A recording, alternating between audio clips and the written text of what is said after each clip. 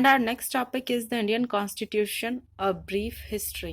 अब हम हमारे देश के कॉन्स्टिट्यूशन के बारे में पढ़ेंगे कि हमारे देश का कॉन्स्टिट्यूशन कब बना, कब इसको बनने का प्रोसेस शुरू हुआ और इसको बनाने के लिए कितने लोगों ने कितनी मेहनत की और कितनी चुनौतियों का सामना किया। It is the longest written constitution in the world. जो हमारा इंडियन कॉन्स्टिट्यूशन है ये हमारे दुनिया का सबसे ज्यादा लॉन्गेस्ट रिटन कॉन्स्टिट्यूशन है and the constitution in its current form consist of a preamble 24 parts containing 450 articles, 12 schedules, 2 appendices and 114 amendments. It, in contrast, the United States Constitution is one of the shortest constitutions, which has 4,500 words and covers only 4 sheets of paper. It is considered as the oldest written constitution. जो हमारी दुनिया का सबसे ज्यादा longest written constitution तो Indian constitution है, but जो सबसे ज्यादा शॉर्टेस्ट कॉन्स्टिट्यूशन है वो है यूएसए, यूनाइटेड स्टेट्स जो ऑफ अमेरिका का जो कॉन्स्टिट्यूशन है वो कॉन्स्टिट्यूशन सबसे ज्यादा छोटा कॉन्स्टिट्यूशन है और वो सबसे पुराना कॉन्स्टिट्यूशन भी है। अब हम बात करेंगे इंडियन कॉन्स्टिट्यूशन के बारे में। Framing of the Indian constitution, it is very important. Today, almost every country in the world has a constitution. In fact, all democratic countries have constitutions, but a country which has a constitution may not always be democratic.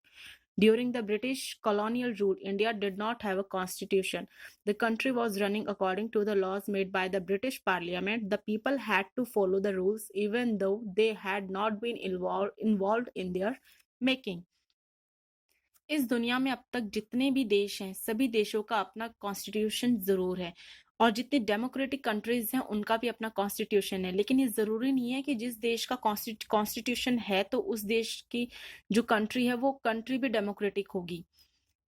जब British colonial rule हमारे India में जब modern time period चल रहा था, Britishers जब हमारे ऊपर रूल कर रहे थे, उन्होंने उस वक्त हमारे देश में कोई कॉन्स्टिट्यूशन नहीं था, उन्होंने अपना कोई कॉन्स्टिट्यूशन भी हमारे लिए नहीं बनाया हुआ था। जो हमारी इंडिया है उससे वो अपने ब्रिटिश पार्लियामेंट के अकॉर्डिंग ही यहाँ पर रूल कर रहे थे और हमारे देश को चला रहे थे। जो लोग थे हमारे देश को, उनको बंदिशों में रहकर उन नियमों का पालन करना पड़ता था, उन रूल्स एंड रेगुलेशंस को फॉलो करना पड़ता था। वो उस डिसीजन मेकिंग में इन्वॉल्व नहीं होते थे, लेकिन फिर भी ब्रिटिश पार्लियामेंट के अकॉर्डिंग उन्हें बंदिशों में रहना ही पड़ता था। The struggle for India's freedom began in right earnest in the late 19th century. 19th century में हमारे देश ने आज़ादी के लिए अपना स्ट्रगल शुरू कर दिया। In the early decades of the 20th century, the leaders of the freedom struggle began to actively discuss and plan about India's future constitution. जैसे हमारा देश आज़ादी के बारे में सोच रहा था, आज़ादी के साथ साथ हमारे लीडर्स ने इस बारे में भी डिस्कस करना स्टार्ट कर दिया कि हमारे देश का जो भविष्य है, हमारे देश के फ्यूचर के लिए भी हमें एक कॉन्स्टिट्यूशन बनाना है। उन्होंने ना सिर्फ आज़ादी के लिए बल्कि कॉन्स्टिट्यूशन के बारे में भी सोचना शुरू कर दिया था। They often discussed about framing rules and guidelines which would benefit the people of our country. वो इस बारे में डिस्कस भी करते थे कि हमें ऐसे रूल्स और गाइडलाइंस बनानी चाहिए जो हमारे देश के लोगों को फायदा पहुंचा सके। The leaders dreamed of a country in which all people are treated equally and have the privilege to participate in the governance of the country. उन्होंने एक ऐसे, हमारे जो लीडर्स थे उन्होंने एक ऐसे देश का सपना देखा था जहां पर सभी लोगों को इक्वली ट्रीट किया जाए और सभी लोग हमारे देश को चलाने के लिए, गवर्न करने के लिए इक्वली पार्टिसिपेट भी कर सकें। In 1934, the Indian National Congress demanded for a constituent assembly to make a constitution for India. 1934 में जो हमारी इंडियन नेशनल कांग्रेस है, उन्होंने एक कॉन्स्टिट्यूएंट असेंबली बनाने के लिए डिमांड रखी जो हमारे देश का कॉन्स्टिट्यूशन बना सके। Though the ideas were very clear in the minds of the leaders, the actual laying down of the laws according to which the democratic government was to be set up started only in July 1946. हमारे देश ने constitution बनाने के लिए सोचना तो 1934 में शुरू कर दिया था, लेकिन इन सभी चीजों को एक तरफ से सीरियल में लगाना, इन्हें अच्छी तरह से इनको शार्प करना और जो हमारे ये थॉट्स हमारे लीडर्स के माइंड में चल रहे थे, उन्हें ये समझ नहीं आ पा रहा था कि हम कैसे इसे शॉर्टलिस्ट करें और इससे हम लोग किस क्रम में लगाएं ताकि ये पर्टिकुलर एक परफेक्ट ऑर्डर में हम इसे सेटल कर सकें, ताकि ये एक बुक में जैसे हमारी बुक्स होती हैं, ताकि एक किताब की शक्ल ले सके। शुरू में हम लोग कोई भी चैप्टर्स हमारे पढ़ते हैं तो आपको पता है हम इंडेक्स बनाते हैं। सबसे पहले इंडेक्स में हम ऊपर अपना फर्स्ट चैप्टर लिखते हैं, फिर सेकंड, फिर थर्ड, ऐसे करते हैं। हम कोई भी चैप्टर बीच में से उठाकर ऐसे तो नहीं करते। उसी तरह से हमारे कॉन्स्टिट्यूशन के जो लीडर्स थे वो भी ये सोच रहे थे कि उन्होंने इतना सब कुछ मटेरियल इकट्ठा तो कर लिया है, लेकिन इस मटेरियल को रीअरेंज कैसे करें, इसे एक सीरियल ऑर्डर में कैसे रीअरेंज करें। तो इसके लिए काम जो है 1946 में होना शुरू हुआ। These laws were made by a group of people who met periodically for 3 years to draft the constitution. जो इस कॉन्स्टिट्यूशन को बनाने के लिए लोग काम कर रहे थे, ये हर 3 साल में इस चीज के लिए मिलते थे और फिर डिस्कस करते थे। अ ड्राफ्टिंग कमिटी वॉज फॉर्म्ड। हमारे कॉन्स्टिट्यूशन को बनाने के लिए एक ड्राफ्टिंग कमेटी बनाई गई, जिसका चेयरमैन डॉक्टर भीमराव अंबेडकर को बनाया गया, और उस कॉन्स्टिट्यूशन असेंबली में 300 मेंबर्स को शामिल किया गया। और यहाँ तक कि जो हमारे वो कॉन्स्टिट्यूशन के लिए बनाए गए थे, जो मेंबर्स की एक टीम बनाई गई थी, इन सब ने आपस में बहुत अच्छे से डिबेट की और काफी चैलेंजेस को भी फेस किया। और हम इनको कॉन्स्टिट्यूशन बनाने के लिए इनको सबसे ज्यादा इस चीज को ध्यान रखना था कि हमारी इंडिया जो है वो एक मल्टी कल्चरल कंट्री है, और मल्टी कल्चरल कंट्री की जो पॉपुलेशन है उस पॉपुलेशन को भी उनको ध्यान में रखना होता है, ताकि लोगों की भावनाओं को भी हम लोग सम्मान दे सके।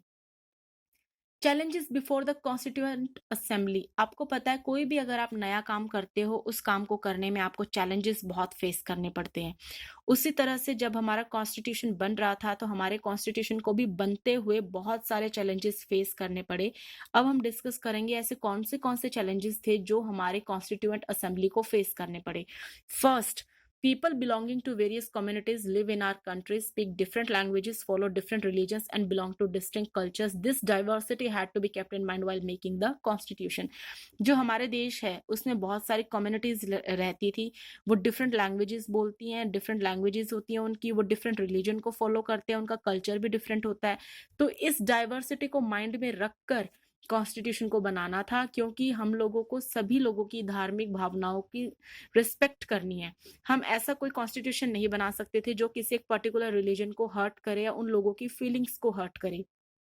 तो सभी रिलीजन्स को ध्यान में रखकर, लोगों की कल्चरल डाइवर्सिटी को ध्यान में रखकर कॉन्स्टिट्यूशन को बनाया गया, ताकि किसी की भी भावनाओं को चोट ना पहुंचे।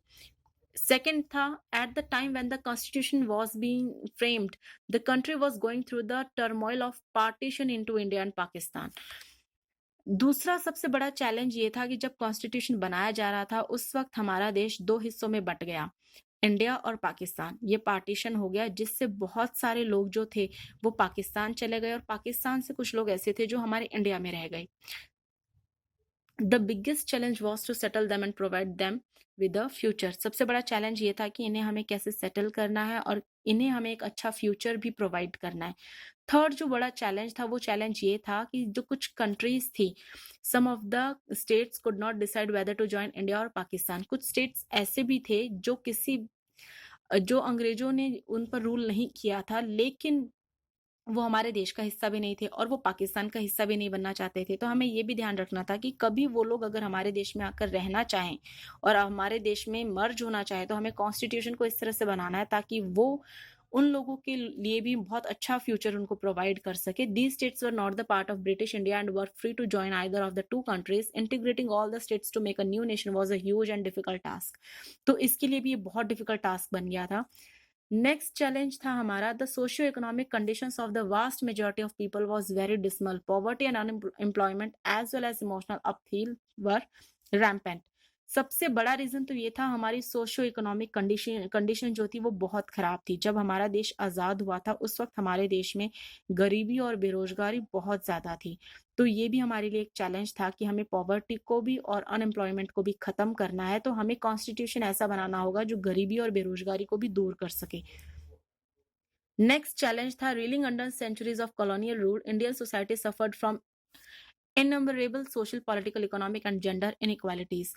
200 सालों तक अंग्रेजों के अधीन रहने पर, अंग्रेजों ने हमारे ऊपर 200 ईयर्स तक रूल किया था। तो उन्होंने हमारे देश की हालत इतनी खराब कर दी थी कि हमारे देश को बहुत ज्यादा पॉलिटिकल, इकोनॉमिक और जेंडर इनइक्वालिटीज का सामना करना पड़ा। तो हमारे कॉन्स्टिट्यूएंट असेंबली के सामने सबसे बड़ा ये चैलेंज था कि हम लोगों को कि उनको हमारे देश के लिए एक ऐसा कॉन्स्टिट्यूशन बनाना है जो सोशल, पॉलिटिकल, इकोनॉमिक और जेंडर इनइक्वालिटीज को खत्म कर सके, ताकि ये इनइक्वालिटीज हमारे देश में हद से ज्यादा ना बढ़े। और जब तक ये इनइक्वालिटीज खत्म नहीं होंगी तब तक कोई भी कंट्री प्रोग्रेसिव नहीं हो सकती, डेवलप नहीं हो सकती। तो इसलिए हमारी कॉन्स्टिट्यूएंट असेंबली को ये एक चैलेंज भी फेस करना पड़ा।